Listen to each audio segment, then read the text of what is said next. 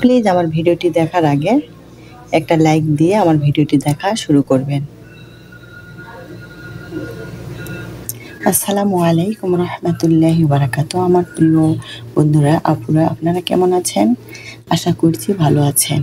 আমি আলহামদুলিল্লাহ অনেক ভালো আছি। আজকে আমি একটা নাস্তা রেসিপি নিয়ে আসলাম।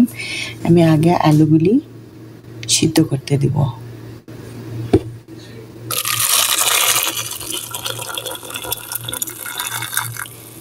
আমি দিয়ে দিলাম গরম পানি। এখন আমি এটি চুলায় বসিয়ে দেব। এই তো বন্ধুরা, আমার আলুগুলি সিদ্ধ হয়ে গেছে। আমি এখন খোসা ছাড়িয়ে নিব, তারপরে একটা গ্রেটের মাধ্যমে গ্রেট করে নিব। এখন নাস্তাটি তৈরি করে নিব। এই জন্য আমি তো আলুগুলি গ্রেট করে নিয়েছি। এখানে টমেটো নিয়েছি, এখানে আমি একটু পেঁয়াজ গ্রেট করে নিয়েছি, এখানে একটু চিজ নিয়েছি, এখানে শুধু আমি কালো গোলমরিচের গুঁড়া আর একটু জিরার গুঁড়া নিয়েছি, 3 পিস ডিম নিয়েছি, আর একটা রুটি আমি পিস করে কেটে নিয়েছি। এখন আমি কিভাবে নাস্তাটি বানাবো আপনারা আমার সাথেই থাকবেন। আমি একটি ফ্রাই প্যান বসিয়ে দিলাম পরিমাপ মতো তেল। এখন আমি এর মাঝে ডিমগুলি ফেটে ফেটে দিয়ে দেব। আমি 3 পিস ডিম এখানে ফেটে দিয়ে দিলাম। তারপরে আমি এভাবে 3টি কেটে রাখা রুটিগুলি আমি বসিয়ে দিলাম। পরে এদের মাঝে একটু করে দিয়ে দিলাম পেঁয়াজ,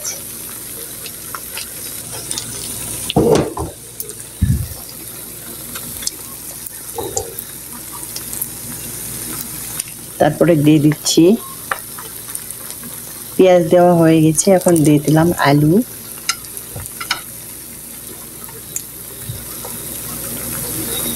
সবগুলির মাঝে মাঝে আমি সুন্দর করে আলুগুলি বসিয়ে দিচ্ছি।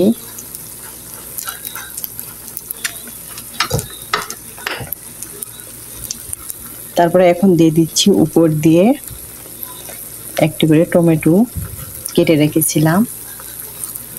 এই নাস্তাটি ট্রাই করবেন আপুরা, এটি খেতে অনেকটা হেলদি এবং অনেকটাই মজাদার। এখন আমি উপর দিয়ে দিব মশলাগুলি। দিয়ে দিলাম জিরা, দিয়ে দিলাম গোলমরিচ, দিয়ে দিলাম স্বাদ মতো লবণ, দিয়ে দিব চিজ।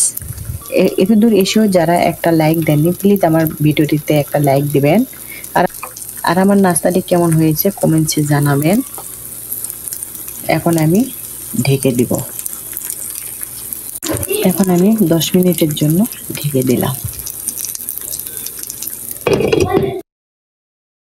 এখন চুলার তাপটি একবারে লোয়ে রাখবো। আমি আসলাম কিছুক্ষণ পর, দেখেন আমার নাস্তাটি হয়ে গেছে।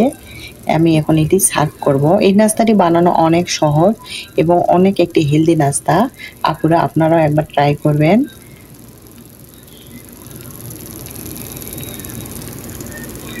এই নাস্তাটি যারা ডায়েট করেন তারা এই নাস্তাটি ডায়েটেও রাখতে পারেন। আমার ভিডিওটি দেখছেন তাদের প্রতি আমার অনেক ভালোবাসা ও অভিনন্দন।